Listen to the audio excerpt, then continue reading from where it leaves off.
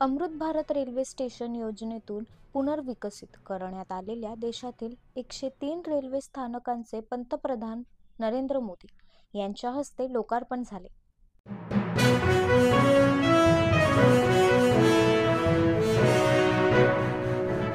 अमृत भारत स्थानक योजनेतून मुंबई शहराचे वैभव आणि युनेस्को जागतिक वारसा स्थळ असलेल्या छत्रपती शिवाजी महाराज टर्मिनसचा पुनर्विकास करण्यात येणार असून यासाठी 2,800 कोटी रुपयांचा निधी उपलब्ध होणार असल्याचे मुख्यमंत्री देवेंद्र फडणवीस यांनी माध्यमांशी संवाद साधताना सांगितले.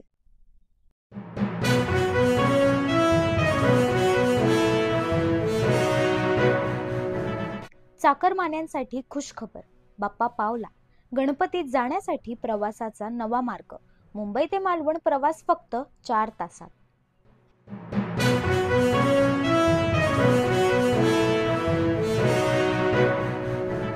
महाराष्ट्र राज्य परिवहन महामंडळाच्या सिंधुदुर्ग विभागातील मालवण बस स्थानक पुनर्बांधणी तसेच नवीन इमारतीचा लोकार्पण सोहळा आज आमदार निलेश राणे यांच्या हस्ते पार पडला.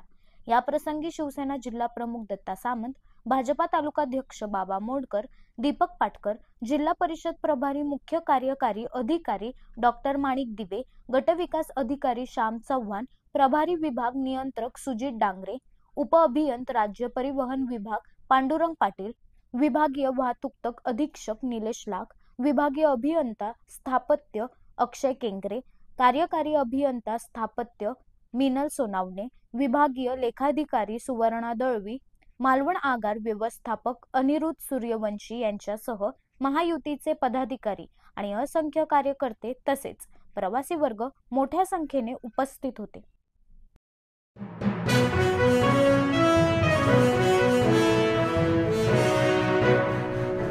कोकणात जून महिन्याआधीच पाऊस.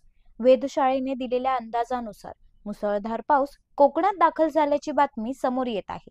सिंधुदुर्गात ऑरेंज अलर्ट. 23 मे ते 26 मे पर्यंत अलर्ट. पुढील 4 दिवस अतिवृष्टी.